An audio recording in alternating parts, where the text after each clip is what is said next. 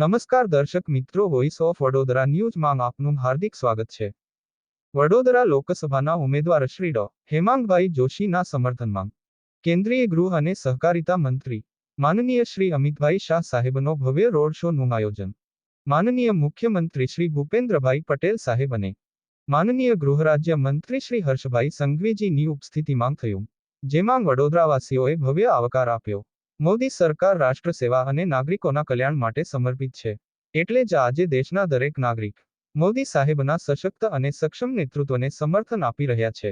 સૌનો સાથ, સૌનો વિકાસ, સૌનો વિશ્વાસ અને સૌનો પ્રયાસ ના મૂળમંત્ર સાથે જનતા જે આશીર્વાદ વરસાવી રહી છે, તેને નિહાળી લોકસભા ચૂંટણીમાં વડોદરામાં ભાજપનો ભવ્ય વિજય નિશ્ચિત જણાઈ રહ્યો છે.